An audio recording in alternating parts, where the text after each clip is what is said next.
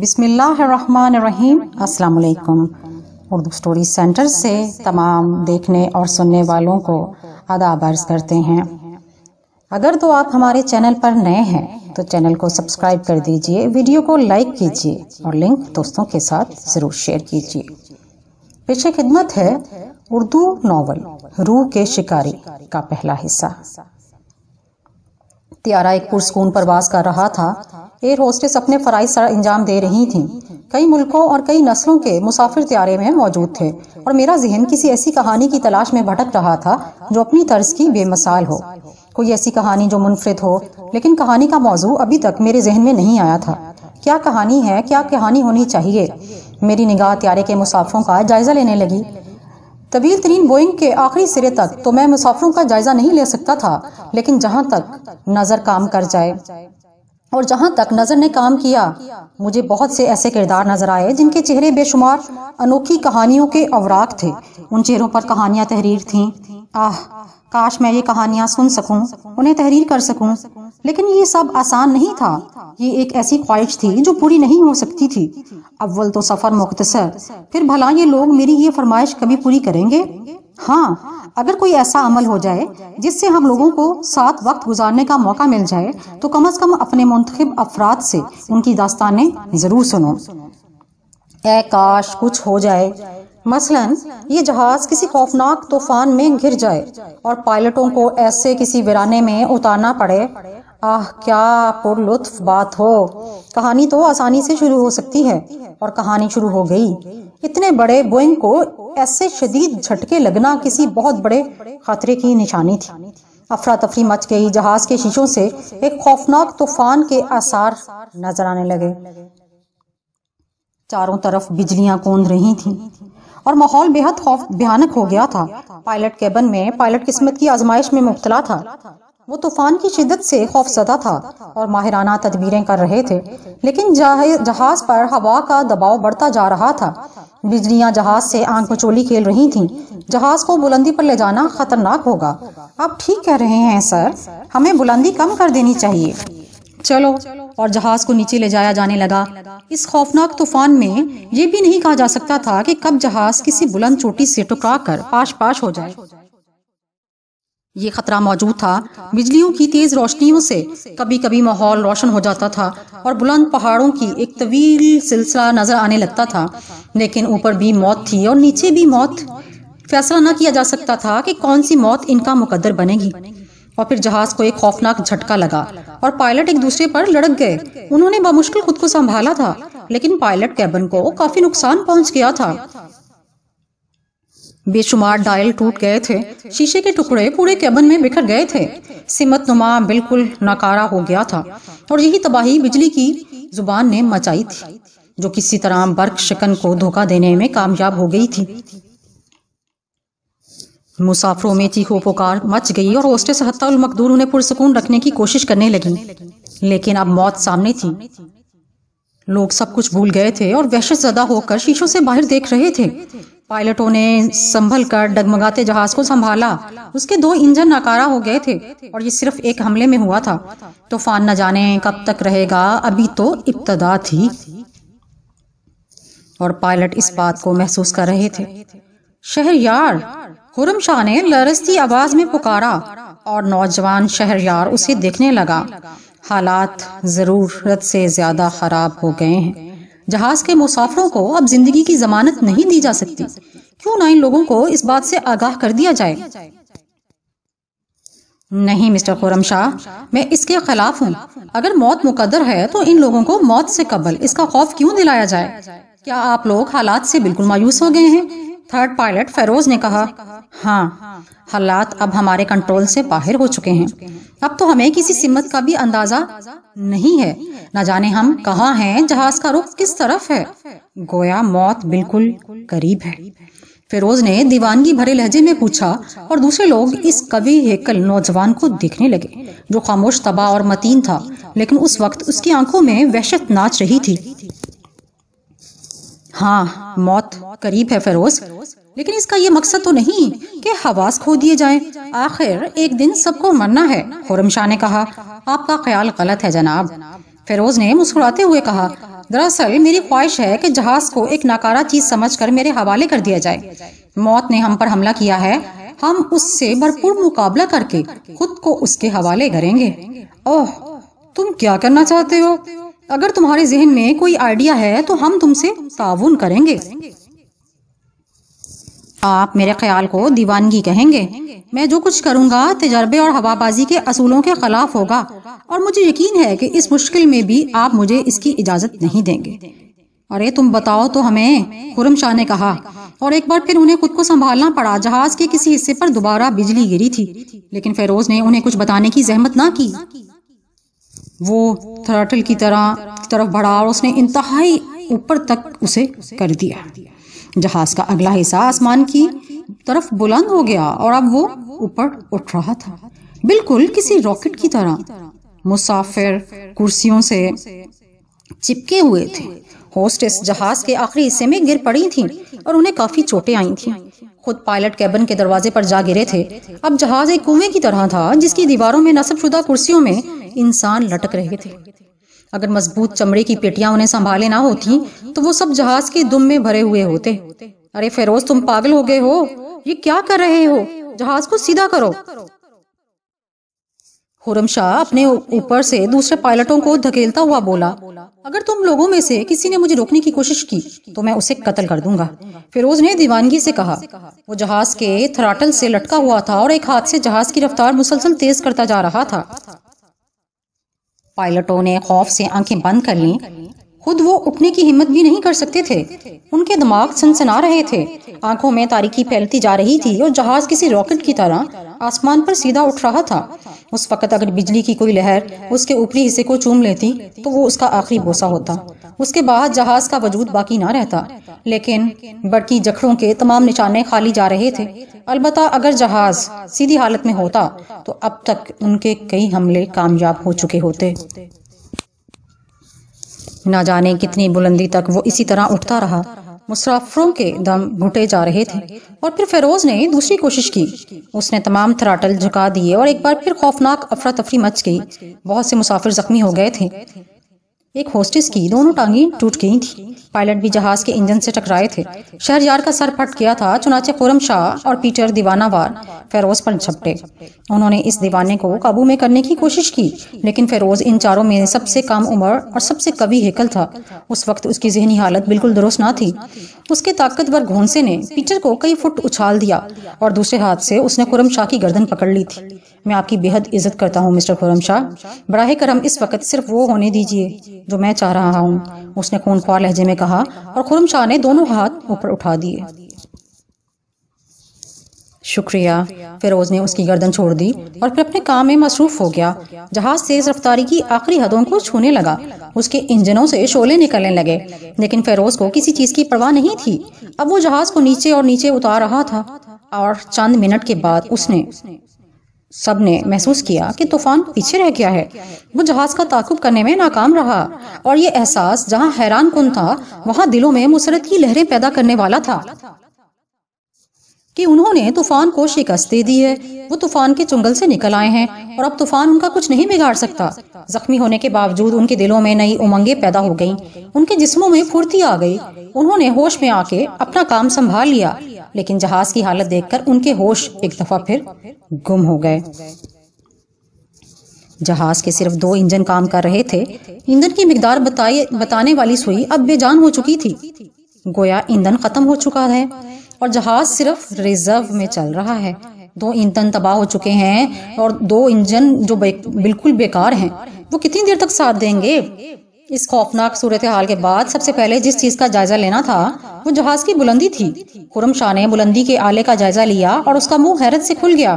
جہاز زمین سے صرف 50 فٹ اوپر تھا۔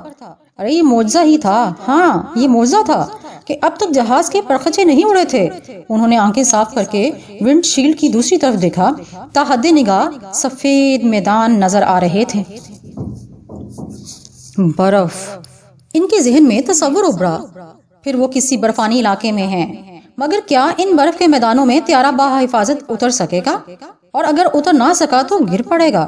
خرم شاہ کو خود ہی اپنے سوال کا جواب مل گیا۔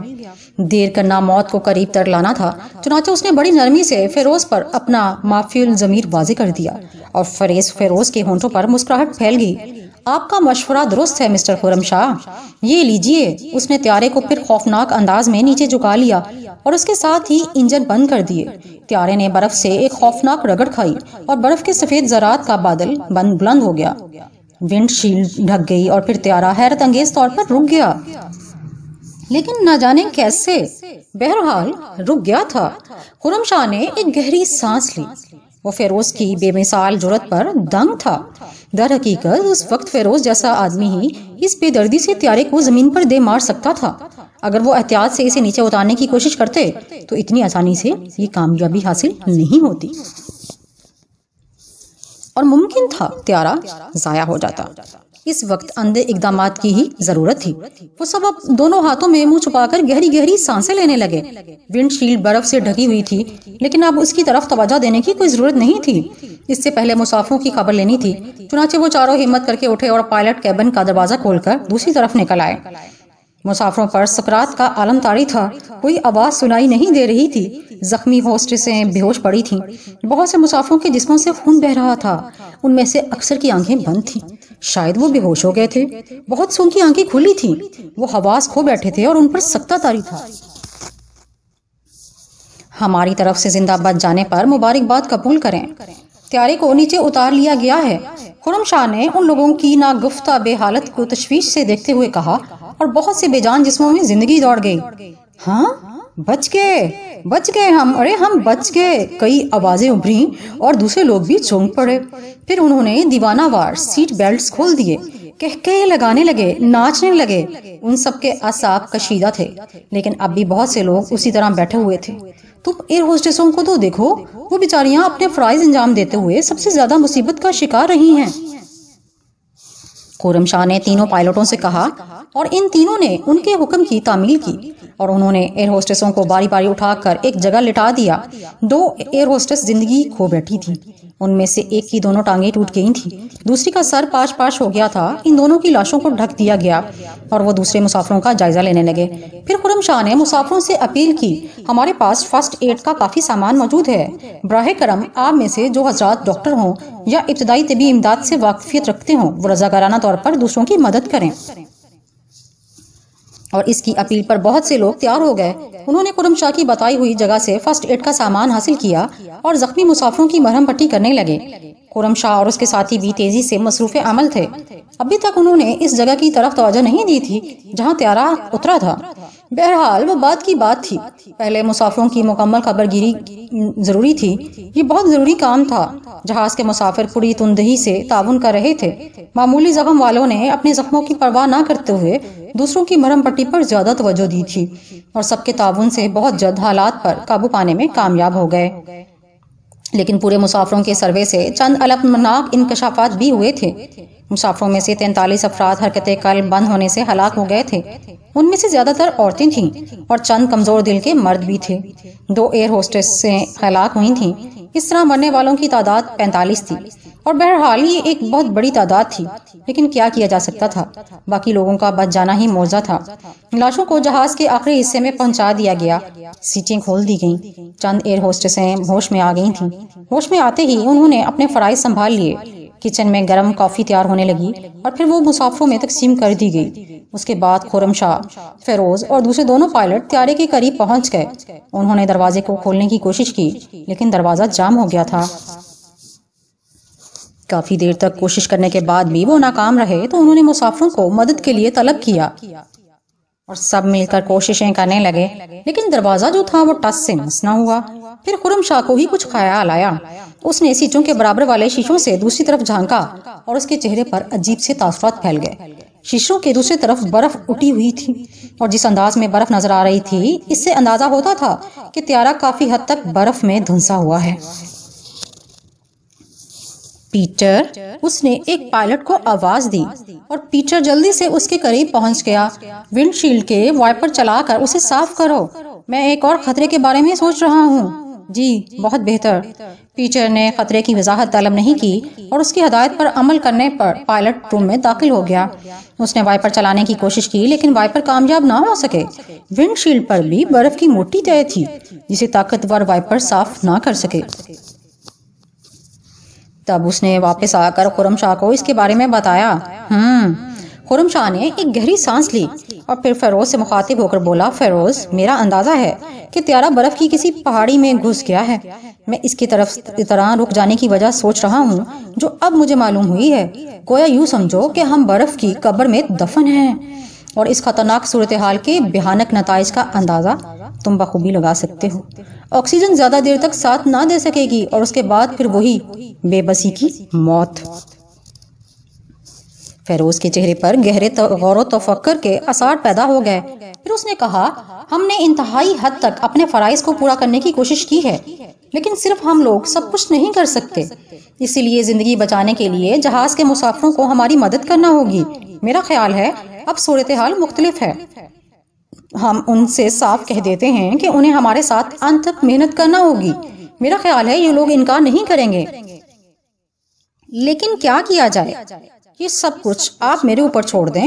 ہاں، ایک اور بات عرض کروں گا، اور وہ یہ کہ ان حالات میں طیارے کے یہاں سے نکلنے اور اس کی درستگی کا سوال ہی پیدا نہیں ہوتا۔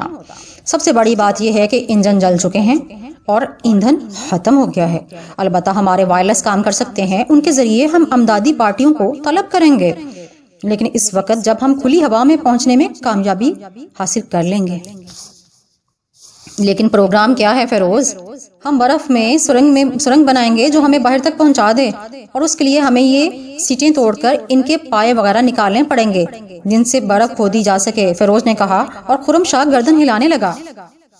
پھر اس نے ایک گہری سانس لے کر کہا، بلا شبہ قدرت نے تمہیں بہت سی صلاحیتوں سے نوازا ہے۔ میں تمہارے اس کارنامے کی تعریف تفصیل سے اور فرصت کے وقت کروں گا جو تم نے طیارے کو طوفان سے نکال کر انجام دیا ہے۔ فی الحال ہم زندگی تو بچا لیں۔ اور پھر وہ مسافروں کے درمیان کھڑے ہو کر بولا، دوستو، پیشہ ورانہ فرائض کی انجام دہی میں ہم نے زندگی کی پرواہ نہ کرتے ہوئے جو کچھ کیا ہے وہ سب آپ کے سامنے ہے۔ میں اس طیارے کا فرسٹ پائلٹ ہوں، لیکن مجھے یہ اعتراف کرتے ہوئے شرمندگی ہے کہ میں آپ لوگوں کی اور اپنی زندگی سے مایوس ہو گیا تھا۔ خوفناک طوفان نے ہمیں چاروں طرف جکڑ لیا تھا، عقل ساتھ چھوڑ گئی تھی، اعضاء مفلوج ہو گئے تھے۔ آپ اس خوفناک صورتحال کا تصور بھی نہیں کر سکتے جو ہمیں درپیش تھی، کیونکہ آپ کو اصل بات بتانے سے گریز کیا گیا تھا۔ ایسی صورت میں جب ہم ہمت ہار بیٹھے تھے اور موت لحظہ بہ لحظہ قریب ہوتی جا رہی تھی، میرے نوجوان دوست نے اپنے خون کی گرمی کو استعمال کیا۔ اس نے ایک بہادر نوجوان ہونے کا ثبوت دیتے ہوئے موت کے چیلنج کو قبول کیا، اور در حقیقت ہوا بازی کی دنیا کو اگر کبھی اس کارنامے کو جاننے کا موقع ملا تو میرا دوست فیروز دنیا بھر کے ہوا بازوں کا ہیرو ہوگا۔ اس نے ایک ایسا ناقابل یقین کارنامہ انجام دیا جسے عقل کبھی تسلیم نہیں کرتی۔ خدا کی مدد شامل رہی اور طیارہ نیچے اترنے میں کامیاب ہو گیا۔ ساتھیو، طیارے کے 2 انجن تباہ ہو چکے ہیں، ایندھن قطعی ختم ہو گیا ہے، اور اس وقت یہ طیارہ ہمارے لیے صرف ایک سر چھپانے کی جگہ کی حیثیت رکھتا ہے۔ ہمارے فرائض صرف اسی وقت تک لاگو ہیں جب تک ہم قدرت کے ہاتھوں بے بس نہ ہو جائیں اور ہم اس دور سے کہیں آگے نہ نکل آئیں۔ چنانچہ میری درخواست ہے کہ آپ ہمیں اپنی مصیبتوں کا ذمہ دار نہ سمجھیں۔ ہم میں سے کسی کی غلطی سے یہ حادثہ پیش نہیں آیا۔ اب ایسی صورت میں جبکہ ہم ایک قدرتی آفت کا شکار ہو کر کسی نامعلوم جگہ آ پڑے ہیں تو ہم میں سے ہر ایک کا فرض ہے کہ وہ اپنی اور دوسروں کی زندگی بچانے کے لیے اپنی رضاکارانہ خدمات پیش کر دے۔ اجتماعی جدوجہد ہماری زندگیاں بچا سکتی ہے۔ میں آپ سے حقیقت حال نہیں چھپاؤں گا، طیارے کے ناکارہ انجن کسی نہ کسی طرح سے اسے نیچے لے آئے، لیکن وہ اسے روکنے میں ناکام رہے، اور زمین پر اترنے کے بعد طیارے کے خود بخود رک جانے کی وجہ ہماری سمجھ میں بھی نہیں آئی تھی۔ لیکن دروازہ کھولنے کی کوشش اور دوسرے حالات کا جائزہ لینے کے بعد یہ انکشاف ہوا کہ طیارہ برف کے کسی تودے میں گھس گیا ہے۔ یہی اس کے رک جانے کی وجہ تھی۔ نہیں کہا جا سکتا کہ برف کا یہ تودا کتنا طویل و عریض ہو۔ بہرحال جو کچھ بھی ہو، ہمیں نکلنے کی جدوجہد تو کرنا ہی ہے، کیونکہ بہت تھوڑے وقت کے بعد ہم آکسیجن کی کمی کا شکار ہو جائیں گے اور یہ طیارہ ہماری قبر بن جائے گا۔ اس لیے ضرورت ہے کہ ہم ہر لمحے ایک دوسرے کی مدد کریں۔ میں آپ میں سے ہر ایک کی رائے قبول کروں گا کیونکہ مسئلہ اب ہم سب کے لیے یکساں ہے۔ میری رائے ہے کہ ہم سب جو کچھ بھی ہاتھ لگے اسے لے کر برف میں سوراخ کریں اور بالآخر اس کے اختتام میں پہنچ جائیں۔ کیا آپ لوگ ہماری مدد کریں گے؟ عورتوں کے علاوہ تقریباً تمام ہی مسافر اٹھ کھڑے ہوئے، ان میں بوڑھے بھی تھے اور جوان بھی۔ ان سب نے خرم شاہ کے ساتھ تعاون کا وعدہ کیا اور خرم شاہ خوش ہو گیا۔ زندگی میں بہت سے مرحلے آتے ہیں دوستو۔ کچھ لوگ ایڈونچر کی زندگی پسند کرتے ہیں لیکن ان کی مصروفیات انہیں اجازت نہیں دیتی۔ اب غیر متوقع طور پر اس کا موقع مل گیا ہے، لیکن جب آپ اپنے مکانوں کے ڈرائنگ رومز میں یا خوابگاہ میں بیٹھ کر اپنے بچوں اور دوستوں کو اس خوفناک سفر کی کہانی سنائیں گے تو آپ کو ایک عظیم مسرت کا احساس ہوگا۔ آئیے زندگی کی جدوجہد کی ابتدا کریں، خرم شاہ نے کہا، اور پھر وہ سب سیٹیں اکھاڑنے لگے۔ سبھی کے چہروں سے خوف دور ہو گیا تھا۔ جو لوگ زخمی تھے اور ان کا ساتھ نہ دے سکتے تھے انہوں نے معذرت کی تو خرم شاہ نے کہا، ہم آپ کو بھی اپنے شانہ بشانہ محسوس کر رہے ہیں۔ آج آپ زخمی ہیں تو ہم آپ کے لیے کام کر رہے ہیں، کل ہم بھی زخمی ہو سکتے ہیں، اس وقت آپ ہماری مدد کریں۔ خرم شاہ کا خیال تھا کہ سب پہلے دروازے کو اندر سے اکھاڑ لیا جائے اور اس کے بعد برف میں سرنگ کی کھدائی شروع کی جائے، لیکن فیروز نے ایک بار پھر ذہانت کا مظاہرہ کیا۔ اس نے کہا، طیارے کی دائیں بائیں سمت غیر یقینی ہے، نہ جانے اس تودے کی چوڑائی کتنی ہو۔ اس کے برعکس اس کے سامنے کی سمت زیادہ موزوں ہے، کیونکہ بہرحال اس طرف برف اتنی نرم تھی کہ طیارے کو داخل ہونے کا موقع مل گیا۔ اس لیے ونڈ شیلڈ توڑ کر سامنے کے رخ پر کھدائی موزوں رہے گی۔ مناسب خیال ہے۔ خرم شاہ نے اس سے اتفاق کیا اور نوجوانوں کی ٹیم ان لوگوں کی قیادت میں پائلٹ روم میں داخل ہونے لگی۔ ان سب کے ہاتھ طیارے کی کرسیوں کا لوہا اور دوسری چیزوں میں تھا اور ونڈ شیلڈ پر ضربے لگانے لگے۔ چند منٹ کے بعد مضبوط ونڈ شیلڈ چکنا چور ہو گئی۔ انہوں نے شیشے کے ٹکڑے صاف کیے اور پھر فیروز، خرم شاہ، پیٹر، شہریار اوزاروں سے برف میں سوراخ کرنے لگے۔ اگر برف کے بجائے مٹی ہوتی تو انہیں ایک مشکل یہ پیش آ سکتی تھی کہ وہ کھودی ہوئی مٹی کو کہاں لے جاتے۔ ظاہر ہے اس طیارے میں بھرنا تو ممکن نہیں تھا، لیکن برف میں دب جانے کی خاصیت ہوتی ہے تو اس چیز کو انہوں نے مد نظر رکھا تھا۔ گویا اتنا بڑا سوراخ کیا جا رہا تھا جس کی برف سوراخ کی دیواروں میں دب کر ٹھوس ہو جائے۔ یہ ترکیب انتہائی کارآمد رہی۔ برف کی کھدائی میں بھی زیادہ مشکلات پیش نہیں آ رہی تھیں کیونکہ وہ زیادہ سخت نہیں تھی۔ دوسرے لوگ اپنی باری کا انتظار کرنے لگے۔ پھر تقریباً 5 فٹ کی کھدائی کے بعد ایک دوسری ٹیم مصروف ہو گئی اور یہ لوگ بیٹھ کر آرام کرنے لگے۔ اس طرح 4 آدمیوں کی ٹولیاں کھدائی میں مصروف رہیں۔ کام تیزی سے جاری تھا۔ وہ لوگ پوری دلچسپی سے اس میں حصہ لے رہے تھے اور اجتماعی جدوجہد کے کامیاب نہ ہونے کا سوال ہی نہیں پیدا ہوتا۔ ہر پارٹی ناپ کر 5 فٹ کھدائی کر رہی تھی۔ اس طرح جب 8ویں پارٹی کی باری آئی تو اسے زیادہ محنت نہ کرنی پڑی۔ انہوں نے بھی 5 فٹ کھدائی پوری بھی نہیں کی تھی کہ ان کی کدال برف کی دیوار کے پار نکل گئی۔ ہوا کا ایک سر جھونکا ان کے چہروں سے ٹکرایا اور ان کے منہ سے خوشی کی چیخیں نکل گئیں۔ انہوں نے جلدی سے سوراخ کو چوڑا کیا اور پھر برف کی دوسری طرف نکل گئے۔ اس طرح انہوں نے برف میں تقریباً 40 فٹ لمبی سرنگ بنا کر باہر نکلنے کا راستہ تیار کر لیا۔ ذرا سی دیر میں دوسرے لوگوں کو اس کی خبر دی گئی اور تھوڑی دیر میں جہاز کے بہت سے مسافر باہر آ گئے۔ ان میں خرم شاہ اور اس کے ساتھی بھی شامل تھے۔ لیکن باہر کا منظر عجیب تھا۔ جہاں تک نگاہ کام کرتی تھی برف کے میدان نظر آ رہے تھے۔ ان میدانوں میں درخت بھی تھے لیکن برف سے ڈھکے ہوئے۔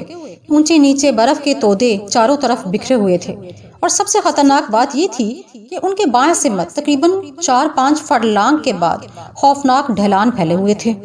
گویا ڈھلان بھی برف سے ڈھکے ہوئے تھے لیکن ان کی گہرائی سے اندازہ ہو جاتا تھا کہ وہ زمین میں سے ہزاروں فٹ بلند کسی مقام پر ہیں۔ گویا اس طویل و عریض میدان کے اختتام پر بھی ڈھلان ہوں گے اور جغرافیائی اعتبار سے ان ڈھلانوں پر بھروسہ نہیں کیا جا سکتا۔ نہ جانے کہاں وہ خوفناک کھڈوں سے پر ہوں جن میں گرنے کے بعد زندگی کا تصور بھی ایک حماقت ہوگا۔ دوسرے لوگ اس خوبصورت منظر کو دلچسپی کی نگاہ سے دیکھ رہے تھے لیکن خرم شاہ اور اس کے ساتھیوں کے چہروں پر عجیب سے تاثرات پھیلے ہوئے تھے۔ بہرحال ایک مرحلہ طے ہو گیا۔ ہمیں احساس ہے کہ یہ پلان بھی ہمارے لیے سود مند نہیں ہے۔ اگر ہم امدادی پارٹیوں کو اس طرف متوجہ نہ کر سکے تو یہاں سے نکلنا آسان کام نہ ہوگا۔ لیکن زندگی کی آخری سانس تک جدوجہد ضروری ہے۔ کیا تمہیں صورتحال کی خوفناکی کا احساس ہے شہریار؟ کیوں نہیں؟ میرا خیال ہے تمام جہاندیدہ لوگ اسے محسوس کر رہے ہیں۔ ہم نہیں کہہ سکتے کہ ہمیں یہاں کب تک رکنا پڑے۔ بہرحال اس کے لیے ضروری انتظامات کرنے ہوں گے، مثلاً خوراک اور دوسری چیزوں کا خیال رکھنا ہوگا۔ کوئی چیز ضرورت سے زیادہ خرچ نہ کی جائے۔ ظاہر ہے ہمارے پاس خوراک کا بندوبست تو ہے نہیں، اب صرف امدادی پارٹیوں کی آس ہے۔ اگر وہ یہاں تک پہنچ گئیں تب تو ٹھیک ہے، ورنہ زندگی بڑی مشکل مرحلے میں داخل ہو جائے گی۔ تو اب کیا حکم ہے جناب؟ پیٹر نے پوچھا۔ ابتدائی انتظامات، میرا خیال ہے طیارے کی گمشدگی کی اطلاع سب کو مل گئی ہوگی اور امدادی پارٹیاں بہت جلد روانہ ہو جائیں گی۔ اس لیے سب سے پہلے جہاز کے تمام مسافروں سے رنگین کپڑے لے لو اور ان کے فلیگ بنا کر پوری چوٹی پر پھیلا دو۔ پہلے یہ کام کر لو، اس کے بعد ہم باہر جا کر وائرلیس کے ذریعے رابطہ قائم کرنے کی کوشش کریں گے۔ بلکہ پیٹر اور فیروز دوسرے جوانوں کے ساتھ مل کر یہ کام سنبھالیں۔ ہم کسی بلند جگہ پر وائرلیس اسٹیشن قائم کرنے کی کوشش کرتے ہیں تاکہ وہاں سے قریبی ممالک سے رابطہ قائم کیا جائے۔ خرم شاہ نے کہا، مناسب۔ ویسے کیا اس علاقے کے بارے میں کوئی اندازہ قائم کر سکتے ہیں آپ مسٹر خرم شاہ؟ نہیں، بہت مشکل ہے، اور اگر کر بھی لیں وہ فی الحال ہمارے لیے سود مند نہیں ہے، اور اس سے ہمیں فائدہ بھی کیا ہوگا؟ یہ تو درست ہے۔ بہرحال ہم اپنے مشن پر چلتے ہیں، آپ اپنے کام کو تکمیل تک پہنچائیں، فیروز نے کہا، اور وہ واپس سرنگ میں داخل ہو گئے۔ دنیا کے نہ جانے کون سے غیر آباد اور ویران خطے میں یہ آبادی ہوگی۔ انسانی زندگی جدوجہد میں مصروف تھی، ذہانتیں ابھر آئی تھیں، نوجوانوں نے اپنے اپنے کام بانٹ لیے تھے۔ یہ سب عیش و عشرت کے رسیا تھے، ان کی صلاحیتیں اطلس و کم خواب میں لپٹی ہوئی گہری نیند سو رہی تھیں، لیکن زندگی کے اس نازک موڑ پر وہ جاگ اٹھے تھے اور وہ سب کچھ کر رہے تھے جو زندگی کی بقا کے لیے ضروری ہے۔ برف کی تقریباً تمام بلند چوٹیوں پر رنگین کپڑے لہرا رہے تھے، انہیں اونچی اونچی راڈوں میں باندھ دیا گیا تھا جہاں سے ہر وہ چیز نکال لی گئی تھی جو اس سلسلے میں کام آ سکتی تھی۔ فیروز در حقیقت بہترین انتظامی صلاحیتوں کا مالک ثابت ہوا۔ اس سے قبل بھی اس کے ساتھیوں نے اس کے ساتھ وقت گزارا تھا، لیکن اس وقت اس کی جو صلاحیتیں سامنے آئی تھیں وہ حیرت انگیز تھیں۔ اس نے جہاز کے فرنیچر سے لکڑیاں نکالی تھیں اور ان لکڑیوں کے اس نے سکیٹنگ شوز بنائے، اور پھر 2 راڈوں کی مدد سے سب سے پہلے اس نے ان سکیٹنگ شوز کا تجربہ کیا، اور اس تجربے کی شاندار کامیابی سے نوجوانوں میں مسرت کی لہر دوڑ گئی تھی۔ وہ جو برف پر اسکیٹنگ کے ایکسپرٹ تھے برف کے میدان پر پھسلتے پھر رہے تھے، اور برف کا طویل اور دشوار گزار سفر اب ان کے لیے کچھ نہیں رہا تھا۔ انہوں نے میدان کے قرب و جوار کے تمام علاقے کی سیر کر لی تھی۔ ہاں، دور دراز کے علاقے ابھی باقی تھے اور اس طرف کوئی بھی جانے کی ہمت نہیں کر سکا تھا۔ دوسری طرف خرم شاہ اور شہریار چند نوجوانوں کے ساتھ وائرلیس کے تمام سامان لے کر ایک بلند عہدے کا اچھی طرح جائزہ لینے کے بعد اس پر وائرلیس اسٹیشن بنا چکے تھے۔ نہیں کہا جا سکتا تھا کہ کس وقت برف کا طوفان آ جائے اور برف باری ہونے لگے، اس لیے انہوں نے اسٹیشن پر چھت کا بندوبست بھی کیا تھا، کافی بلند اینٹینا باندھا تھا۔ بہرحال جس انداز میں کام ہو رہا تھا اس سے ان لوگوں میں زندگی کا پتہ چل رہا تھا، اور اگر ایک خوفناک تصور ان کے ساتھ نہ ہوتا تو شاید وہ اسے اپنی زندگی کا خوبصورت دور کہہ سکتے تھے۔ ان کے دلوں میں لگن تھی، وہ کسی کام میں تھکن محسوس نہیں کر رہے تھے، اور یہ دوسری بات کہ اگر ان سب کے ذہنوں میں خوفناک تصور نہ ہوتا تب شاید ان میں سے ایک بھی اس جذبے اور اس لگن سے کام نہ کرتا۔ بہرحال ہمدردی اور نیکیوں کے بے شمار مناظر دیکھنے میں آ رہے تھے، اور وقتی طور پر وہ سب مایوسی کے گھڑوں سے نکل آئے تھے۔ انہیں امید تھی کہ بہت جلد وہ یہاں سے واپس جا سکیں گے۔ پھر خرم شاہ نے وائرلیس سے پہلا پیغام نشر کیا۔ اس نے اپنا کوڈ نمبر پوری دنیا کے لیے دہرایا اور اپنی پوزیشن بتانے لگا۔ یہ سلسلہ سورج چھپنے تک جاری رہا، لیکن ٹرانسمیٹر پر جوابی پیغام نہیں موصول ہوا تھا۔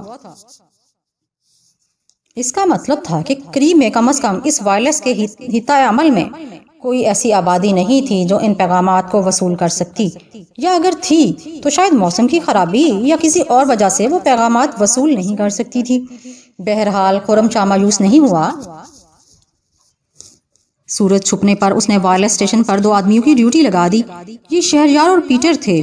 باقی تمام لوگ سرنگ کے راستے دفن شدہ جہاز میں آ گئے۔ زخمیوں کی حالت بہتر تھی۔ ایئر ہوسٹس بیچاری یہاں بھی اپنے فرائض کی انجام دہی میں مصروف تھیں۔ وہ ہلکا کھانا تیار کر رہی تھیں جو تیار ہونے کے بعد مسافروں میں تقسیم کر دیا گیا۔ شہریار اور پیٹر کو کھانا وائرلیس اسٹیشن پر ہی پہنچا دیا گیا تھا۔ ویسے رات کے جھکتے ہی باہر کی فضا کافی سرد ہو گئی تھی، اس لیے پیٹر اور شہریار کے لیے موٹے لباس کا خاص بندوبست کر دیا گیا۔ اس کے بعد خرم شاہ نے نوجوانوں کو مخاطب کر کے کہنا شروع کیا، میرے دوستو، کیا ہم اس بات پر فخر نہ کریں کہ اس قدرتی حادثے سے نمٹنے کے لیے ہم نے جس اتحاد کا ثبوت دیا ہے وہ لافانی ہے۔ ہم نے چند گھنٹوں میں اپنی بقا کے لیے جو کچھ کیا ہے وہ ناقابل شکست ہے۔ ہم میں سے ہر فرد نے اپنی ذہانت کا بھرپور استعمال کیا ہے اور اب ہم سب اس وقت تک ایک ہی خاندان کے افراد ہیں جب تک امدادی پارٹیاں یہاں تک نہیں پہنچ جاتی۔ پھر اس کے بعد ہم اپنی منزل پر پہنچ جائیں گے، لیکن میرا خیال ہے کہ زندگی کے آخری لمحات میں بھی اس سفر کو نہ بھول سکیں گے۔ میں کوئی فلاسفر نہیں ہوں، ایک سیدھا سادہ انسان ہوں اور دانشوروں کے چند اقوال سے واقف ہوں جنہیں آپ کے سامنے دہرانا چاہتا ہوں۔ میرے خیال میں سانس کی آمد و رفت جدوجہد کی دوسری شکل ہے۔ ہماری زندگی ہمیں در سے عمل دیتی ہے اور یہی عمل ہمیں زندہ رکھتا ہے، جس طرح ایک جوہری سونے کا زیور تیار کر کے اس میں رنگین نگینوں کی گلکاری کرتا ہے، اسی طرح زندگی کا حسن حادثات سے نکھرتا ہے۔ یہ حادثے زندگی میں جڑے ہوئے نگینے ہوتے ہیں جن کی چمک انسان کو تر و تازہ رکھتی ہے۔ بعض اوقات یہ حادثے ہمیں پستیوں میں بھی پہنچا دیتے ہیں اور بعض اوقات یہ ہماری زندگی کا عروج ہوتے ہیں۔ میں اپنی گفتگو طویل نہیں کرنا چاہتا، صرف چند باتیں عرض کروں گا۔ میں نے وائرلیس پر دن بھر کوشش کی لیکن کسی نامعلوم وجہ کی بنا پر ہمارا کسی کنٹرول ٹاور سے رابطہ نہیں ہو سکا۔ ممکن ہے امدادی پارٹیاں ایک ہفتے، ایک ماہ، ایک سال تک یہاں نہ پہنچ سکیں۔ ممکن ہے ہمارا کسی جگہ سے رابطہ قائم نہ ہو سکے۔ ایسی صورت میں کیا ہم خودکشی کر لیں گے؟ میرا خیال ہے یہ انسان کی توہین ہوگی اور اس طرح جان دینے والے سکون سے مر بھی نہ سکیں گے۔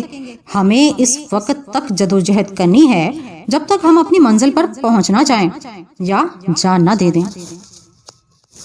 ہمیں مرنے کی کوشش کرنے کے بجائے زندہ رہنے کی کوشش کرنی ہے، اور اگر اس کوشش میں موت آ جائے تو میرے خیال میں وہ زندگی کی صحیح منزل ہوگی۔ میں آپ کو مایوسی کا سبق نہیں دے رہا، آپ لوگ خود ذہین ہیں، خود مختار ہیں۔ ہمیں ہر قسم کے حالات سے دوچار ہونے کے لیے خود کو تیار کرنا ہوگا۔ میں تو صرف جہاز چلانا جانتا ہوں، ان حالات سے نمٹنے کے لیے مجھے آپ کی رہنمائی کی ضرورت ہوگی۔ میں چاہتا ہوں کہ ہم ایک طویل جدوجہد کا بندوبست کریں۔ اس برف پر زندگی گزارنے کے بارے میں سوچیں۔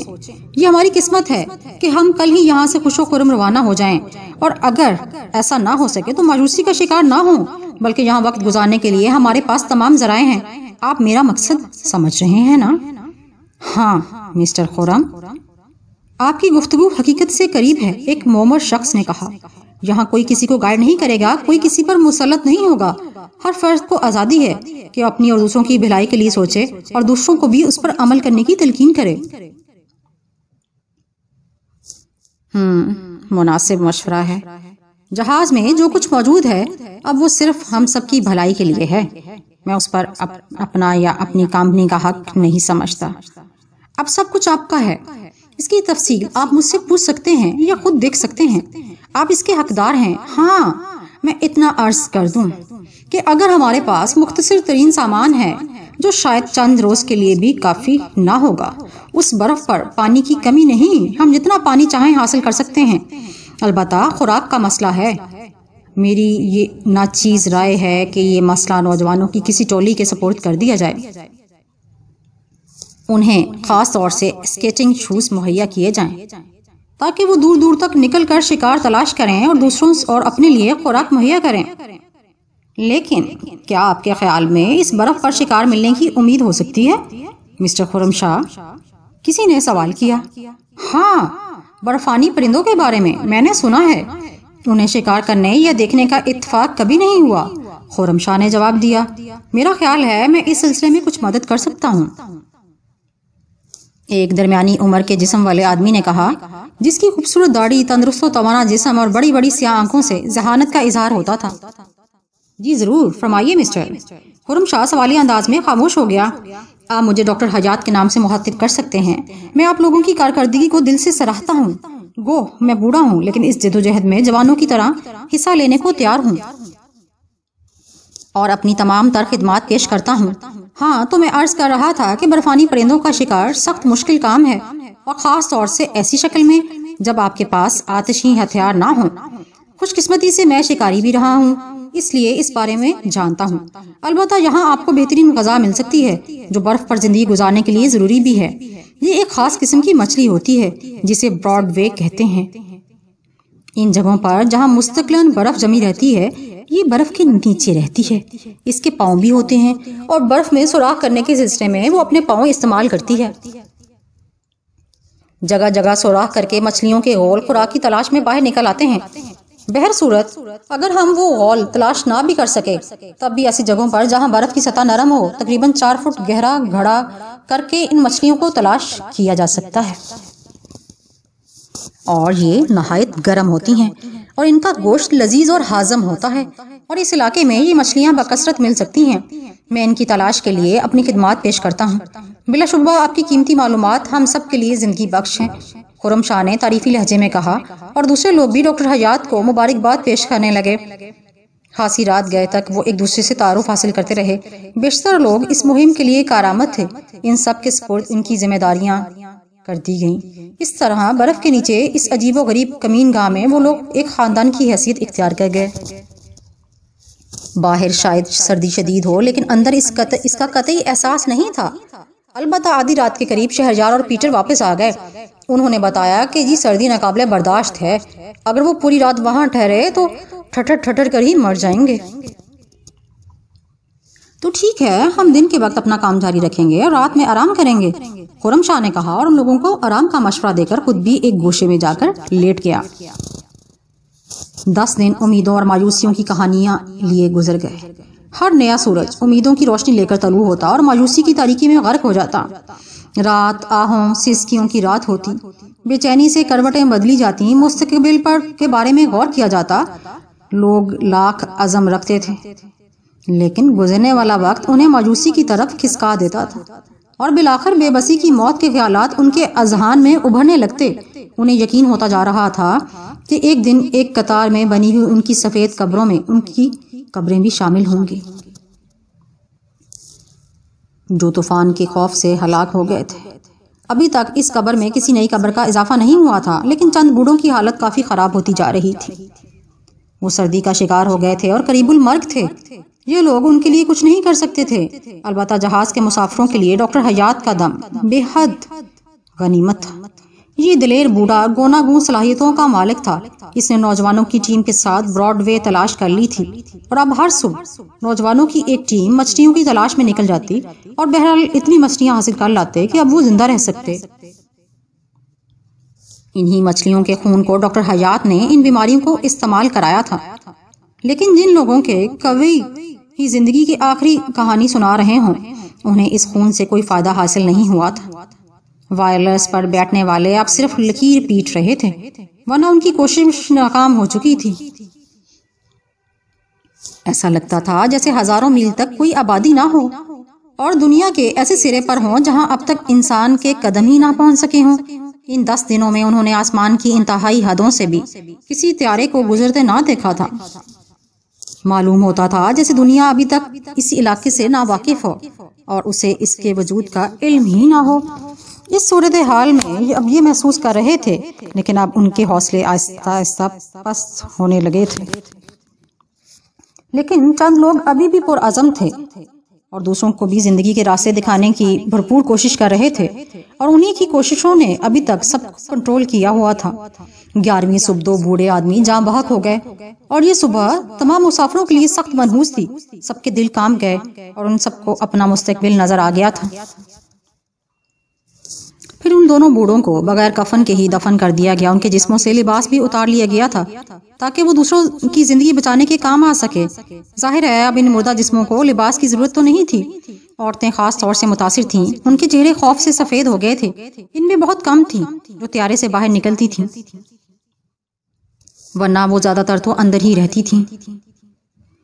اسی طرح نوجوان شکار کو بھی نہ گئے، چنانچہ جہاز کے کچن ہی سے ضروریات پوری کی گئی تھی، جو بہرحال خطرناک بات تھی۔ اسی طرح دن مہینے گزرتے 1.5 ماہ گزر گیا، اور اس 1.5 ماہ میں حالات کافی بدل گئے تھے۔ ہر شخص خود مختاری کی زندگی گزار رہا تھا۔ اخلاقیات کے سارے لیکچر بے اثر ہو گئے تھے۔ انسان فطری درندگی پر اتر آیا تھا اور اب کوئی کسی کے لیے کچھ نہ کرتا تھا۔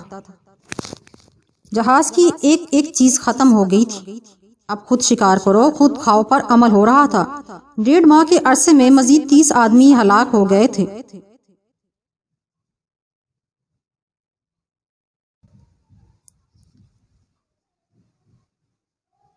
1.5 ماہ کے عرصے میں مزید 30 آدمی ہلاک ہو گئے تھے۔ ان میں سے بہت سے بھوک کا شکار ہوئے تھے اور بہت سے سردی کا۔ خاص طور سے عورتوں کی مٹی پلید ہو گئی تھی۔ وہ بیچاریاں محفوظ تھیں جن کے ساتھ مرد تھے، ورنہ باقی صرف رحم دلوں کے رحم و کرم پر تھیں۔ جہاز کے چاروں پائلٹ لاوارث عورتوں کے ہمدرد تھے۔ وہ خود بھوکے رہ کر انہیں کھلاتے تھے، لیکن کب تک؟ مسلسل فاقوں نے انہیں بھی لاغر کر دیا تھا۔ وہ صحیح طور سے کام نہیں کر سکتے تھے۔ اس وقت کوئی نہ تھا جو دوسروں کے لیے سوچے۔ جو سوچنا بھی چاہتے تھے وہ دوسروں کے رویے سے بددل ہو گئے تھے۔ اگر کوئی اس سلسلے میں نوجوانوں کو سمجھانے کی کوشش کرتا تو دوسرے اس کا مذاق اڑاتے یا اس جگہ سے اٹھ کر چلے جاتے۔ سب کے سب انسانیت سے دور ہوتے جا رہے تھے اور اب چھوٹے چھوٹے حادثے بھی ہونے لگے تھے۔ وہ سرمئی شام تھی۔ سفید برف پر سرمئی آسمان کے سائے پڑ رہے تھے اور فضا بے حد حسین تھی، لیکن ان لوگوں کے لیے اب موسم سے لطف اندوز ہونے کی کوئی گنجائش نہیں تھی۔ وہ سب تو زندگی کے لیے ترس رہے تھے۔ موسم کا حسن تو فرصت کی باتیں تھیں۔ بہت سے لوگ مچھلیوں کی تلاش میں نکلے تھے۔ گویوں یہاں مچھلیوں کی بہتات تھی، لیکن جگہ جہاں انہیں نقصان پہنچا تھا اس لیے مچھلیاں بھی اب محتاط ہو گئی تھیں۔ وہ کھلے ہوئے علاقوں میں پھرنے سے گریز کرتیں، اس لیے بہت سے ناتجربے کار لوگوں کو بھوکے ہی رہنا پڑتا تھا۔ ڈاکٹر حیات اپنی دونوں لڑکیوں کے ساتھ اس وقت طیارے سے کافی دور ایک برفانی ٹیلے کے پیچھے بیٹھا ہوا تھا اور اس کے ہاتھ میں ایک نوکدار آلہ تھا جس سے وہ برف کھود رہا تھا۔ گرم لباس میں وہ دونوں لڑکیاں اداس بیٹھی ہوئی تھیں۔ ڈاکٹر چونکہ اس سلسلے میں کافی تجربہ کار تھا، اس لیے کسی بھی دن اسے اور اس کی بچیوں کو بھوکا نہیں مرنا پڑا تھا، بلکہ دوسری کچھ لاوارث عورتیں بھی اس کی کاوشوں پر انحصار کرتی تھیں۔ اس وقت بھی اس نے ایک ایسی ہی جگہ کا انتخاب کیا تھا جو دوسروں کی نگاہوں میں بیکار تھی، لیکن ڈاکٹر کو یقین تھا کہ مچھلیوں نے یہ جگہ محفوظ خیال کی ہوگی اور یہاں ضرور موجود ہوں گی۔ گھڑے کے کنارے برف کا کافی ڈھیر جم گیا تھا اور پھر تھوڑی دیر کے بعد پانی نکل آیا۔ ڈاکٹر نے پیشانی سے پسینہ خشک کیا اور گھٹنوں کے بل بیٹھ گیا۔ اس کی تیز نگاہیں پانی کا جائزہ لے رہی تھیں۔ دفعتاً وہ جھپٹا اور دوسرے لمحے اس نے ایک مچھلی کو پکڑ کر باہر گھسیٹ لیا۔ انیلا کے پاس شکاری چاقو تھا۔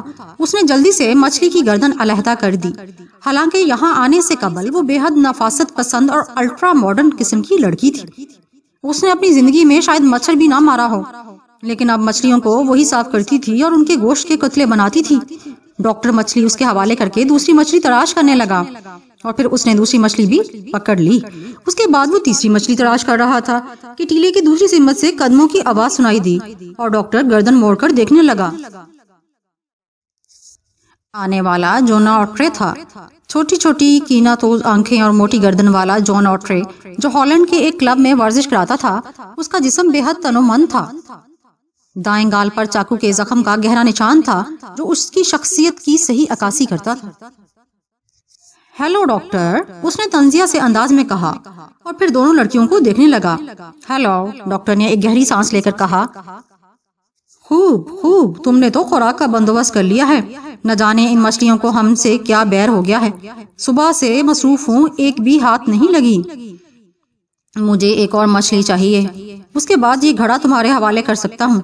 حالات ہی کچھ ایسے ہو گئے ہیں، ڈاکٹر کو اب خود کچھ کرنے کو دل نہیں چاہتا۔ میں نے بھی سوچا کہ کیوں نہ دوسروں کی محنت پر ہاتھ صاف کیا جائے۔ اس تصور کو ذہن میں جگہ دی ہی تھی کہ آپ سے ملاقات ہو گئی۔ اب اگر آپ کا احترام کرتا ہوں تو پہلے ہی مرحلے پر ناکامی کا سامنا کرنا ہوگا۔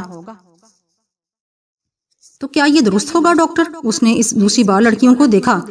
کیا کہنا چاہتے ہو؟ ڈاکٹر بدسور گھڑے کی طرف متوجہ تھا۔ میں ان میں سے ایک مچھلی لے جا رہا ہوں، تم ایک کے بجائے اب 2 پکڑ لینا۔ ممکن ہے 2 مچھلیاں نہ مل سکیں، ڈاکٹر نے سکون سے کہا، تب بھی یہ تمہارے لیے کافی ہوں گی۔ نہیں ڈیئر آٹرے، کچھ اور لوگ بھی ہیں جن کی خوراک کا بندوبست مجھے کرنا ہے۔ میرا خیال ہے وہ تم سے زیادہ اہم ہیں کیونکہ وہ خود یہ سب کچھ نہیں کر سکتی۔ اوہ، تو تم شاید عورتوں کی باتیں کر رہے ہو۔ اپنی فکر کرو ڈاکٹر، اپنے بارے میں سوچو۔ حالات ایسے ہو گئے ہیں کہ ہمیں صرف اپنے بارے میں سوچنا چاہیے۔ ویسے میں ایک اور بات بھی سوچ رہا ہوں۔ تو وہ بھی بتا دو، ڈاکٹر نے گردن اٹھاتے ہوئے کہا۔ میں سوچ رہا ہوں ڈاکٹر کہ یہاں اس چھوٹے سے خطے میں جہاں خوراک کے لیے ان مچھلیوں کے علاوہ اور کچھ بھی نہیں ہے، افراد کی تعداد زیادہ ہے۔ ظاہر ہے یہ مچھلیاں بھی ایک دن ختم ہو جائیں گی، کیوں نہ افرادی کمی کر دی جائے تاکہ دوسرے لوگ زیادہ سے زیادہ عرصے تک زندہ رہ سکیں۔ وہ کس طرح؟ ڈاکٹر اب سیدھا ہو گیا تھا۔ تم بوڑھے لوگ زندگی کے بہت سے دور دیکھ چکے ہو، تم نے کافی عیش کر لیے ہیں، اب ایسی صورت میں تم نوجوانوں کو زندہ رہنے کا موقع دو۔ یہاں تم لوگوں کی وجہ سے ایک تکلیف کا ماحول پیدا ہو گیا ہے، نوجوان لڑکیاں تم سے چمٹی ہوئی ہیں، کون جانے یہاں سے زندہ واپس جانے کا بندوبست ہو یا نہ ہو۔ کیوں نہ اس تھوڑی سی زندگی کو رنگینیاں بخش دی جائیں، لیکن بوڑھوں کی وجہ سے یہ ناممکن سا ہو گیا ہے۔ اس لیے میرا خیال ہے تمہیں ہمارے لیے میدان خالی کر دینا چاہیے۔ تم لوگ رضاکارانہ طور پر خودکشی کر لو تاکہ تمہارے بعد ہم عیش کر سکیں۔ خوب خوب، ڈاکٹر حیات نے مسکراتے ہوئے کہا۔ کیا تم نے دوسرے بوڑھوں سے مشورہ کر لیا ہے؟ ابتدا تم سے کی ہے، وہ بددستور بدتمیزی سے بولا، اور اگر بوڑھے تمہاری بات ماننے سے انکار کر دیں تو تب پھر ان تمام بوڑھوں کو ڈھلان سے نیچے لڑکھا دیا جائے، یہی ان کے حق میں بہتر ہوگا۔ ویسے مجھے تمہاری یہ لڑکی بہت پسند ہے، اس نے نائلہ کی طرف دیکھتے ہوئے کہا۔ ہاں، فی الحال لڑکیوں کے بجائے بوڑھوں کی بات کرو میرے بچے، کیونکہ ظاہر ہے اپنی زندگی میں وہ تمہیں اپنی لڑکیوں کے قریب نہیں ہونے دیں گے۔ یہ گفتگو پھر کبھی تفصیل سے ہوگی، فی الحال مجھے بھوک لگی ہے، اس لیے میں اپنا حصہ لے جا رہا ہوں۔ وہ انیلا کی طرف بڑھا اور دونوں لڑکیاں ایک دوسرے کے قریب ہو گئیں اور سہمی سہمی نگاہوں سے اس بدحیت آدمی کو دیکھ رہی تھیں۔ ہاں، ٹھہرو، میرا خیال ہے میں نے ابھی تمہارا حصہ تسلیم نہیں کیا۔ میرے خیال میں یہ پہلے ہمارا حصہ ہے اور پھر ان عورتوں کا، جنہیں مچھلیاں پکڑ کر دینے والا اور کوئی نہیں ہے۔ بوڑھے حیات نے اس کے قریب پہنچتے ہوئے کہا۔ تمہارے تسلیم کرنے نہ کرنے سے کوئی فرق نہیں پڑے گا، آٹرے نے جھکتے ہوئے کہا۔ فرق تو پڑے گا، حیات نے کہا۔ کیا فرق پڑے گا وہ بھی بتا دو، آٹرے نے ایک مچھلی اٹھاتے ہوئے کہا۔ یہ بوڑھے نے جواب دیا اور اس کی لات آٹرے کے منہ پر پڑی۔ آٹرے مچھلی سمیت دوسری طرف الٹ گیا اور لڑکیوں کے منہ سے سہمی ہوئی چیخ نکل گئی۔ آٹرے نے اٹھنے میں پھرتی دکھائی، کیونکہ بہرحال وہ ایک کلب کا پیشہ ور لڑکا تھا۔ دوسرے لمحے اس نے وہ نوکدار آلہ سیدھا کر لیا جو مچھلیاں حاصل کرنے کے لیے استعمال کیا جاتا تھا، اور بوڑھے پر حملہ کرنے کے لیے تیار ہو گیا۔ بوڑھا بڑی دلچسپ نظروں سے اسے دیکھ رہا تھا۔ آٹرے کے چہرے پر خوفناک آثار تھے۔ پھر اس نے غرائی ہوئی آواز میں کہا، اب میں نہ صرف ان مچھلیوں بلکہ ان لڑکیوں کے لیے بھی تم سے جنگ کروں گا، اور تمہارے بعد ہی میری ملکیت ہوں گی، اور مجھے یقین ہے کہ میرے اس اقدام کو میرے نوجوان دوست سراہیں گے۔ بے شک یہ تمہارا کارنامہ ہوگا، اور وقتی طور پر تم ان کے ہیرو بن جاؤ گے۔ آؤ، میں بوڑھا آدمی ہوں، تمہاری طرح پھرتیلا نہ ثابت ہو سکوں گا، ڈاکٹر حیات نے مسکراتے ہوئے کہا، اور آٹرے نے پوری قوت سے اس پر حملہ کر دیا، لیکن اسے خود بھی احساس نہ ہوا کہ کس طرح وہ آلے سمیت ڈاکٹر کے سر سے اچھل کر دور جا گرا ہے۔ لیکن نیچے گرتے ہوئے اس نے پھر اپنے ورزشی داؤ کے استعمال کیا، چنانچہ دوسرے لمحے وہ پھر پیروں کے بل کھڑا تھا۔ اب اس کی آنکھیں کبوتر کے خون کی طرح سرخ تھیں۔ ذرا احتیاط سے حملے کرو آٹرے، کیا لڑکیوں کی طرح اچھل کود کر رہے ہو؟ تمہاری کامیابی پر نوجوانوں کی خوشیوں کا انحصار ہے، میں چاہتا ہوں تم کامیاب ہو جاؤ۔ آؤ یار، ذرا پھرتی سے وار کرو، کافی وقت ضائع ہو رہا ہے۔ اور در حقیقت اس بار آٹرے نے پوری صلاحیتیں استعمال کی تھیں۔ اس نے ڈاکٹر کو ایک طرف جھکائی دی اور دوسری طرف سے حملہ کر دیا۔ نوکدار اولا ڈاکٹر کے سینے کی طرف لپکا اور بغل سے نکل گیا۔ البتہ وہ ڈاکٹر کے موٹے بازوؤں میں پھنسا ہوا تھا، بالکل اس انداز میں جیسے معانقہ کر رہا ہو۔ آلہ ابھی اس کے ہاتھ میں تھا، لیکن اس انداز میں کہ اس کے ہاتھ جنبش میں بھی نہیں کر سکتے تھے، اور خود اس کا دم گھٹا جا رہا تھا۔ اس نے جسم کی بھرپور قوت صرف کر کے خود کو ڈاکٹر کی گرفت سے آزاد کرانے کی کوشش کی، لیکن خدا کی پناہ اسے محسوس ہو رہا تھا جیسے وہ لوہے کے شکنجے میں جکڑا ہوا ہو۔ اس کی سانس اکھڑنے لگی۔ تمہیں کلیجے سے لگا کر بڑی فرحت مل رہی ہے میرے بچے، در حقیقت بہادر آدمیوں سے مل کر بڑی خوشی ہوتی ہے۔ کیا میں تمہاری پسلیاں اپنے جسم میں نصب کر لوں؟ دوہرے جسم کا مالک کہلاؤں گا۔ ڈاکٹر نے بڑے پرخلوص لہجے میں کہا، لیکن آٹرے کی حالت خراب تھی، اس کی زبان بند ہو چکی تھی، ہاتھ میں دبا ہوا نوکدار آلہ برف پر گر پڑا تھا اور آنکھوں کے نیچے تاریکی چھاتی جا رہی تھی۔ ارے کچھ بولو تو صحیح میرے لال، تمہاری خوش فعلیاں کہاں گئیں؟ ڈاکٹر نے درد بھرے لہجے میں کہا، مجھے چھوڑ دو۔ مشکل تمام آٹے کے منہ سے یہ الفاظ نکلے، آہ عزیز من، اتنی جلدی؟ ابھی تو حسرتیں دل کی دل میں ہیں۔ بہرحال اگر تم تکلیف میں ہو تو ٹھیک ہے۔ ڈاکٹر نے ایک دم اسے چھوڑ دیا اور پٹ سے برف پر گر پڑا۔ خوف کے باوجود وہ دونوں لڑکیوں کی ہنسی نکل گئی تھی، لیکن آٹرے کے دل پر جو بیت رہی تھی وہ وہی جانتا تھا۔ اس کی خواہش تھی کہ اٹھ کر بھاگ جائے، لیکن بوڑھے شیطان نے نہ جانے کیا کیا تھا کہ اس کے اعصاب اس کے قابو میں نہ تھے۔ وہ اٹھ کر بیٹھنے کی ہمت بھی نہیں پا رہا تھا۔ بوڑھا چند ساتھ اسے دیکھتا رہا، پھر مچھلیوں کے گھڑے کے پاس جا بیٹھا۔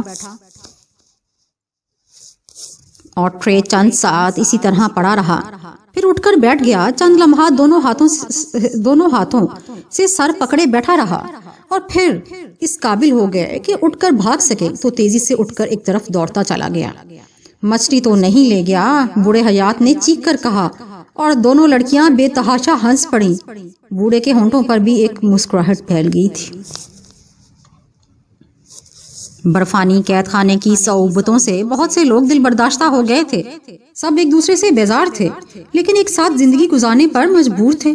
رات کو خاص طور پر وہ یکجاں ہو جاتے تھے، کیونکہ برف کی سخت سردی جہاز کے دفن شدہ مکان تک نہیں پہنچ سکتی تھی، اور وہ ان کے لیے محفوظ پناہ گاہ تھا۔ اگر یہ پناہ گاہ نہ ہوتی تو شاید ان میں سے ایک بھی زندہ نہ بچا ہوتا۔ رات کو سردی ایسی ہی شدید ہوتی تھی۔ دن بھر وہ لوگ جانوروں کی طرح خوراک کی تلاش میں نکل جاتے، اور رات کو تھکے ماندے جہاز کے ڈھانچے میں آ پڑتے تھے۔ بعض اوقات تو سب کے موجود ہونے کے باوجود بے پناہ خاموشی چھائی ہوتی تھی۔ کوئی ایک دوسرے سے بات کرنا بھی پسند نہیں کرتا تھا۔ اس خاموشی کو کسی کے رونے کی آواز توڑ دیتی، لیکن عالم یہ تھا کہ لوگ رونے والے کا سر اٹھا کر دیکھنا پسند نہیں کرتے تھے، اور سب ایک ہی مصیبت کا شکار تھے۔ کون کسے تسلی دیتا؟ اور یہ رات بھی دوسری بھیانک راتوں کی طرح تھی۔ جہاز میں لوگ الٹے سیدھے پڑے تھے، کچھ جاگ رہے تھے، کچھ سو رہے تھے۔ خاصی رات گزر چکی تھی، دفعتاً جہاز میں ایک تیز نسوانی چیخ گونج اٹھی۔ لوگوں نے کسل مندی سے پہلو بدلے اور پھر گھٹنوں میں سر چھپا لیے۔ نہیں نہیں، خدا کے لیے نہیں! درد آمیز نسوانی آواز پھر سنائی دی۔ یہ آواز ان عام آوازوں سے ذرا مختلف تھی جو روزانہ سنائی دیتی تھی۔ کسی کو مخاطب کر کے کچھ کہا گیا، اس لیے سونے والے کچھ چونک گئے۔ نہیں نہیں، آہ نہیں! عورت کی آواز پھر گونجی، اور پھر وہ زور سے چیخی، بچاؤ! اور اس بار بہت سی گردنیں اٹھ گئیں۔ جہاز کی دم کے قریب ایک ٹوٹی سیٹ پر کوئی ڈرامہ ہو رہا تھا۔ وہ ایک اسپینش نوجوان تھا جس نے اپنے قریب سوئی ہوئی ایک لاوارث لڑکی پر وحشیانہ حملہ کر دیا تھا۔ چونکے ہوئے لوگ گردنیں کچھ اور بلند کر کے ان دونوں کی دھنگا مشتی دیکھنے لگے۔ میں تجھے قتل کر دوں گا، سمجھی؟ ورنہ خاموش رہ! اسپینش نوجوان کی گھرائی ہوئی آواز سنائی دی، اور اس کے ساتھ ہی کپڑے پھٹنے کی آواز سنائی دی۔ بچاؤ! آہ بچاؤ! لڑکی پھر چیخی، اور پھر وہ اٹھ کر بھاگی۔ اسپینش نوجوان نے لپک کر اس کی ٹانگیں پکڑ لی، اور لڑکی بری طرح گری۔ دوسرے لمحے اسپینش نوجوان اس پر سوار تھا۔ لڑکی کی گھٹی گھٹی چیخیں سنائی دے رہی تھیں، لیکن اسی وقت ایک اور نوجوان اٹھ کر اسپینش نوجوان کے سر پر پہنچ گیا۔ دوسرے نوجوان نے پوری قوت سے اس کے لمبے بالوں کو پکڑ کر اس لڑکی پر سے اٹھا لیا۔ میرا خیال ہے اس سخت سردی کے باوجود ابھی یہاں موجود لوگوں کے خون اس قدر سرد نہیں ہوئے، اس دوسرے نوجوان نے کہا، اور اسپینش نوجوان نے اسے ایک موٹی سی گالی دی۔ دوسرے لمحے وہ دوسرے نوجوان سے لپٹ پڑا، لیکن اسپینش نوجوان کے مقابلے میں یہ دوسرا نوجوان کافی طاقتور تھا۔ اس نے اسپینش نوجوان کے دبلے پتلے جسم کو کمر سے پکڑ کر اٹھایا اور پوری قوت سے جہاز کی دیوار سے دے مارا۔ اسپینش نوجوان کی دل خراش چیخ سنائی دی اور بہت سے لوگ گھبرا کر اٹھ گئے۔ روشنی میں جہاز کی دیوار کے قریب اسپینش نوجوان بری طرح تڑپ رہا تھا۔ اس کا سر 2 ٹکڑوں میں تقسیم ہو گیا تھا۔ یہ تم نے اچھا نہیں کیا پائلٹ، ایک اور نوجوان نے کہا۔ تم میں سے جتنے اس کے حمایتی ہوں اٹھ کھڑے ہوں، دوسرے نوجوان نے جو جہاز کا پائلٹ فیروز تھا غرائی ہوئی آواز میں کہا، اور اس کے تینوں ساتھی اٹھ کر اس کے قریب پہنچ گئے۔ اسپینش کی حمایت میں بولنے والے نوجوان نے خاموشی میں ہی عافیت سمجھی تھی، اور پھر دوسرے لوگوں میں سے بھی کوئی کچھ نہ بولا۔ اسپینش نوجوان نے تڑپ تڑپ کر دم توڑ دیا تھا۔ اس کی لاش اٹھا کر باہر پھینک دو، فیروز نے اپنے ساتھیوں سے کہا، اور پیٹر اور شہریار نے آگے بڑھ کر स्पेनिश नौजवान की टांगे पकड़ ली और फिर उसे घसीटते हुए बाहर ले जाने लगे। दरमियान में सोने वाले जल्दी जल्दी उठ गए थे। उन्होंने लाशों ले जाने वालों को रास्ता दिया था और फिर शहरयार और पीटर लाश फेंक कर वापस आ गए। तमाम मुसाफिरों पर सख्ता ताड़ी था। लड़की एक कोने में बैठी रो रही थी। बूढ़े हयात ने अपनी बेटी को आवाज देकर कहा कि लड़की को अपना लिबास दे दो। उधर अनीला और नायला जल्दी से उठकर लड़की के करीब पहुंच गईं। उन्होंने लड़की को लिबास पहनाया और उसे अपना पास लिटा लिया। जहाज के मायूस मुसाफिर फिर अपनी जगहों पर लेट गए। सब खामोश थे और सबके जहनों में बेशुमार ख्यालात कुलबुला रहे थे। उनके जहन न जाने कहां कहां दौड़ रहे थे और रात भर लोग कभी सोते और कभी जागते रहे। खास तौर से औरतों की बुरी हालत थी। सब भी खौफजदा थीं। अगर ये रुझान बढ़ गया तो। दूसरी सुबह हस्बे मामूल उदास थी। लोग जहाज के ढांचे से बाहर निकल आए और अपने अपने मशागल में मसरूफ हो गए। लेकिन फिर वही बेजारी, वही मायूसी, खुराक की तलाश, वही रोजमर्रा के मामूलात। रात के वाक़े को सब फरामोश कर चुके थे। शायद वो लड़की भी जिसके साथ ये वाक़या पेश आया था। क्या तुम कुछ देर मुझसे गुफ्तगू करना पसंद करोगे? जॉन ऑट्रे ने नौजवान के कंधे पर हाथ रखते हुए कहा और नौजवान चूक कर रुक गया। उसने सवालिया नजरों से जॉन ऑट्रे को देखा। ये वही नौजवान था जिसने स्पेनिश नौजवान की मौत पर आवाज बुलंद की थी। लेकिन फिर फेरोज और उसके साथियों को देखकर ये खामोश हो गया था। क्या बात है? उसने ऑट्रो के तनोमन जिस्म से खौफजदा होकर पूछा। एक इंतहाई अहम मसला, ऑट्रे ने कहा। आओ हम इस टीले पर चलकर बैठें। उसने दोस्ताना अंदाज में नौजवान का हाथ पकड़ लिया और नौजवान भी उसके साथ चल पड़ा। मैं